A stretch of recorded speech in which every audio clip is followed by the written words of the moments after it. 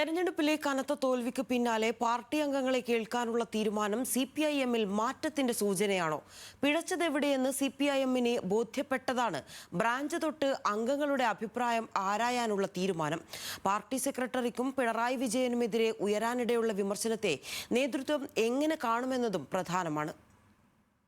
May June മാസങ്ങളിൽ പാർട്ടിയുടെ എല്ലാ ഘടകങ്ങളും വിളിച്ചു ചേർത്ത് എല്ലാ സഖാക്കൾക്കും പറയുന്നത് കേൾക്കാനും മുഖവിലക്കെടുക്കാനും സാധിക്കണമെന്നാണ് ഇപ്പോഴും പാർട്ടിയെ ആദ്യം തന്നെ ആലോചിച്ചിട്ടുള്ളത്. എങ്ങനെ തോറ്റെന്ന ചോദ്യത്തിന് പാർട്ടി സെക്രട്ടറിയുടെ ഈ വാക്കുകളിൽ ഉത്തരമുണ്ട്.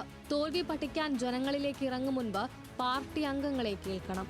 UDF-ന് CPIM അംഗങ്ങളും അനുഭാവികളും വോട്ട് ചെയ്തതിലെ അസാധാരണമായ സ്ഥിതിവിശേഷം വിലയിരുത്തണം.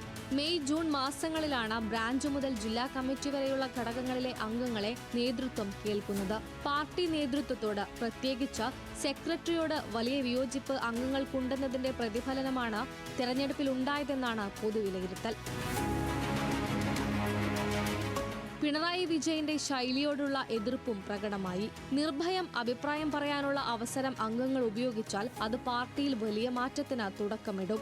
അർദ്ധരാത്രി വരെ നീണ്ട ഇന്നലത്തെ സെക്രട്ടേറിയറ്റ് യോഗം അങ്ങനെയൊരു മാറ്റത്തിന് പാർട്ടി ഒരുങ്ങുന്നുവെന്ന സൂചന കൂടി നൽകുന്നുണ്ട്. കണക്കു നോക്കി പോകുന്ന പതിവ് രീതി പറ്റില്ലെന്നും കീഴ്ഘടകങ്ങളിൽ പോയി തോൽവി പഠിക്കണമെന്നുമുള്ള വിമർശനം സെക്രട്ടേറിയറ്റിലും ഉയർന്നു കഴിഞ്ഞു. നേതൃത്വത്തിനും പിണറായി വിജയനുമെതിരെ പാർട്ടിയുടെ അടിത്തട്ട് തൊട്ട് കേൾക്കാനിടയുള്ള കടുത്ത വിമർശനത്തെ എങ്ങനെ പരിഗണിക്കണമെന്നതും CPIM-ന് നിർണായകമാണ്. ന്യൂസ് മലയാളം, തിരുവനന്തപുരം.